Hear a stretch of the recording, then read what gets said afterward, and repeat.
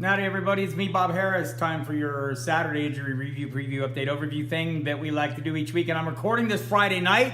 We have Saturday games, so you'll want to make sure you check the website, the late breaking news section for any changes that might occur, because there's always changes, we know that. For the Saturday games, if you're watching this before they start, Josh Doctson is questionable for the Washington Redskins. Maurice Harris, Vernon Davis, Jordan Reed all ruled out in this game. So Redskins going into face Tennessee with Josh Johnson at quarterback, and with a limited set. Jeremy Sprinkle will be the starting tight end, so that's a bit of concern there. Jamison Crowder seems like a reliable weapon, and so does Adrian Peterson. For the Tennessee Titans, Tajay Sharp is listed as questionable this week. He should play. And late Saturday game, Keenan Allen listed as questionable. Expect him to play. Austin Eckler has been ruled out of this game with a concussion, neck issue. Melvin Gordon's good to go off the injury report. Nick Boyle, the tight end for the Baltimore Ravens, is listed as questionable. They have a whole slew of them. It's hard to tell them apart. Don't play Nick Boyle, probably. You might want to. If you want to check the site, I'll have the inactive announcements in the 90 minutes leading up to each kickoff. So that's an evening kickoff, so set your schedule accordingly. Beyond that, let's get into Saturday. There is some big news this week, of course. Josh Gordon has been suspended indefinitely by the NFL. He will not play again this year. So the Patriots will be looking to fill the void with him. They've got plenty of options, maybe more Chris Hogan, maybe more Philip Dorsett, maybe more of the guys we already have, just Julian Edelman, Rob Gronkowski, James White. That's my pick for being busier. Whatever the case, everyone's off the injury report for the Patriots. That includes Gronk and Cordero Patterson, both of whom missed today or were limited on Thursday. They're both off the injury report, so good to go. On the other side of the ball, Chris Ivory is the only skilled player left on the injury report. They took LaShawn McCoy off. They took Logan Thomas off. They took Stephen Hauschka off. They took Isaiah McKenzie off. All those guys have various nicks and bruises. McCoy missed last week's game with a hamstring injury. He's set to play. They want to get another look at Keith Ford, though, the guy that we saw last week. Marcus Murphy, by the way, placed on IR, the other running back they had. So we saw a good look at Keith Ford. Chris Ivory practiced fully all last week before he was a scratch. He does have a shoulder injury. But he did practice fully. He practiced fully this week as well, but still listed as questionable. So they may be moving on from him. Maybe we see Markeith Ford. And it's hard to say how much, LaShawn McCoy will see. The word on Friday was after practice is he's off the injury report. He says he's good to go. They're going to trust him to be good to go. How much he plays remains to be seen. Carolina Panthers, you might have heard, Cam Newton, benched. Well, not benched. They're shutting him down. That right shoulder, if you've watched him play, you know he hasn't been himself. Having a hard time getting the ball down the field. Opposing defenses don't fear the deep throw, so they're defending differently. It's just been an issue, and it's been a factor in their 6-game losing streak. So Taylor Heineke comes in as the quarterback. He will have a full assortment of characters. No Graham Gano, the kicker, has been placed on IR. Chandler Catanzaro will continue to kick for the Panthers. They'll be going up against the Falcons team with Julio Jones, set to be a game-time decision, listed as questionable for this one. He was on the practice field Friday. My guess is he's probably trending towards playing. He tends to do this, but he's kind of beat up. Not sure you'll get a full game out of him. It is a favorable matchup. Austin Hooper off the injury report with ankle and knee issues. He looks like a good play as well. The Indianapolis Colts taking on the New York Giants. The Giants will be without Odell Beckham again. Third straight game he's missing with his bruised quad. They aren't shutting him down yet, but he's not playing, so effectively they are. Russell Shepard, the other wideout, is out with an ankle injury. So Saquon Barkley, Evan Ingram, Sterling Shepard, the primary weapons there. There will be outliers at wide receiver. It's hard to trust any of them. Saquon Barkley coming off a lousy game against the Titans. They safe to say that the Colts have been watching film and trying to figure out what to do, and it's safe to say the Giants will make adjustments as well. Expect Barkley to be very busy in this one. T.Y. Hilton listed as questionable on the other side of the ball. Has an ankle issue. He played through it last week. He made it onto the practice field Friday this week. Last week, I don't think he practiced at all. So, and he's been playing through this injury. He finished the game 2 weeks ago when he hurt it, so he tends to do that. Tyler Boyd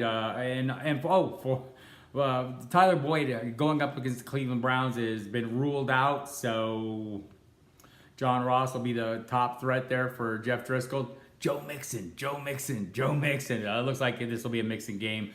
He's been very busy the last couple of weeks. He started out on the injury report, came off at the end of the week, has wrist and thigh injuries, but expect a heavy workload for him. On the other side of the ball, everyone's good to go. David Njoku has a little bit of a knee issue that's been lingering, but he was cleared off the injury report at the end of the week. The Detroit Lions will be taking on the Minnesota Vikings, and Matt Stafford's listed as questionable. Kenny Galladay's listed as questionable. LeGarrette Blount is listed as questionable. Bruce Ellington's ruled out. If you remember the last time these two teams played, there was a lot of battering of Matt Stafford. He's got a bad back. It's a little bit of a concern to me. Kenny Galladay going against Xavier Rhodes. Galladay's problem is with his chest, so it's not a lower body injury.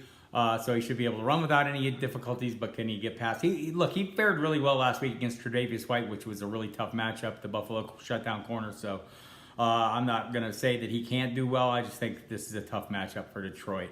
On the other side of the ball, Minnesota, everyone's off the injury report that you care about in terms of offensive skill players. David Morgan's out, but Chad Beebe's back in the mix. Maybe we'll see him some as the third wide receiver. It's pretty effective earlier in the year.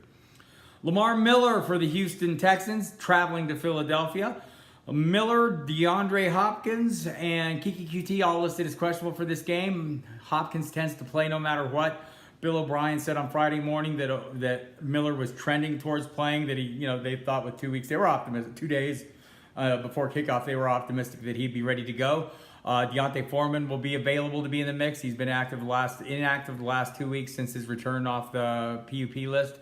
And Alfred Blue's been getting a fair amount of work. I don't know how much you can trust a guy like Lamar Miller. If you watched last week's game when he hurt the ankle, he was kind of in and out throughout the first half and then ended up, calling it a day in the second half. So we could see a heavy dose of Alfred Blue and if maybe Deontay Foreman. We get a look at what's coming next year. It's hard to play any of those things in championship weekends, right?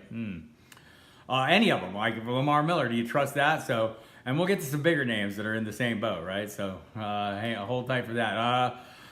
For the Philadelphia Eagles, everyone of importance is off the injury report except Carson Wentz. He's been ruled out. Nick Foles will make another start. Zach Ertz had a little bit of an ankle issue early in the week. He's fine off the injury report. Alshon Jeffrey had an illness. He was very busy last week, maybe tired. Against the Rams, he had a great game with Nick Foles' first game. So we'll see. Maybe Foles will, progress a little further, look a little wider and wider number of targets, not be so locked in on Jeffrey after another week of practice. For the Green Bay Packers going into the New York to face the Jets, Randall Cobb listed as doubtful with a concussion. Everyone else is off the injury report. Jamal Williams is going to be the lead back with Aaron Jones on IR. Williams had a toe issue early in the week, came off the injury report Friday, as did Aaron Rodgers, as did Jimmy Graham. So all those guys are good to go. On the other side of the ball, Quincy Enunwa has been ruled out of this game. So Robbie Anderson looks like a good play. That's a favorable matchup for maybe him. And we'll see. Elijah McGuire will be the lead back there. So everyone else came off the injury report for the Jets, so we're in pretty good shape. I had Carson Wentz already. Deshaun Jackson looks like he might be able to return this week, which would be interesting. Hasn't had great chemistry with Jameis Winston when he's been on the field, and so he's been out. He's listed as questionable, but Dirk Cutter said on Friday that Jackson would be active for this game. And look, if he's on the field, he stretches, causes some trouble. His speed alone causes some trouble for opposing defenses, so that's one to watch. For the Cowboys, there will be no Jeff Swaim. Cole Beasley off the injury report. Tavon Austin was his questionable. Obviously, he's been out for a while with his groin injury. Jeff Swaim's heading for IR on Friday night, so that. Zach Martin is listed as questionable, the offensive guard. He thinks he's going to play. Last week, he missed his first game, ending a 77-game streak, so expect him back. For the Jacksonville Jaguars at Miami, Josh Lambo, the kicker, is out. Kai Forbath will continue to handle his workload. Everyone else is good. Leonard Fournette had a foot issue early in the week. Don't know what the hell to expect from him, right? He was returning kickoffs last week, only had one carry in the second half, as they're looking at guys who just raised off the practice squad. Hard to trust him in this one. But anyhow, Lambo is out. Forbath will kick there. And then we get into the late afternoon kickoffs where things get really dicey. Todd Gurley, listed as questionable for the Rams. Did not practice all week. As of Thursday night, he hadn't even tried to run. I don't know if he got any in. I've talked to a number of observers there in Los Angeles, including Vinny Bonsignore from The Athletic. And the word is C.J. Anderson's next man up. It's a great matchup. Arizona's run defense. Tevin Coleman last week ripped them, just tore through them. They're the most generous team to fantasy running backs in terms of giving up fantasy points to running backs over the last month and over the season, actually. So it's a great matchup. It's hard to trust Gurley. Also, Justin Davis listed as questionable in that game. So it's Gurley, Anderson, John Kelly. Kelly came in for a brief stint against Philadelphia last week, looked out of his depth. That's why they went out and signed Anderson. By the way, interesting note from Vinny Bonsignore. Anderson, one of the reasons they liked him is Sean McVay, kind of a part of the Mike Shanahan coaching tree, Gary Kubiak, who coached C.J. Anderson in Denver, part of the same tree. So the offenses are similar enough and the concepts are similar enough that Anderson maybe is going to be able to jump right in. And it sounds like they're ready to do that. So that's one to watch. Late afternoon kickoff, people. So you have to have options ready, whether it's in one of the other late afternoon games or Sunday night or a Monday night. So keep that in mind, and don't bet the ranch on Gurley. Sean McVay has been really talking about, playing it smart and having him for the playoffs and things like that. So I think this is heading in a direction. We'll see. Maybe he'll surprise me and be active, but can you trust him then? Is he going to make it through the full game? Those are the questions that are hard to answer on championship weeks. You almost want the clarity of an inactive status, so you know that, okay, I got to move somewhere else, or I can, that's always tough. Beyond that, for the Arizona Cardinals, nothing of note. J.J. Nelson and Ricky Seals-Jones both questionable with illnesses. I suspect they'll play. James Conner ruled out again against New Orleans. Jalen Samuels gets another start. The scary one there, Juju Smith-Schuster, injured a groin in practice on Thursday. Did not practice at all on Friday. Listed as questionable. That seems worrisome. James Washington, Eli Rogers, Ryan Switzer would all move up in the rotation behind Antonio Brown if Juju can't go. And it seems pretty dicey. For the Sunday night game, Rashad Penny is listed as questionable for Seattle. Game time decision. He hasn't practiced this week. I don't think he'll play. Chris Carson looks like he's in a good position again this week. On the other side of the ball, Spencer Ware has been declared doubtful. So looks like another clear path to workload for Damian Williams. It's a great matchup for him as well. Sammy Watkins has been ruled out. Maybe see a little more Kelvin Benjamin again. But look, you want to focus on the primary weapons. Pat Mahomes, Damian Williams, Travis Kelce, Tyreek Hill, maybe Chris Conley if you're in a pinch. So there we have that Monday night game. Don't have the injury reports in yet. That'll come in Saturday. You'll want to watch the site for that. But the early report is Cortland Sutton has been limited by a sore quad. Matt Lacoste, the tight end, has been limited also with an ankle injury. Got on the field Friday. So that's where things stand now. Be sure to hit the site. All kinds of great stuff there. Check out the podcast. Me and Justin and Kyle do our thing. Armando and Bobby Gomes do theirs. Armando and Bobby will be doing their live video in the hour leading up to kickoff on Sunday, answering your DFS and season-long questions.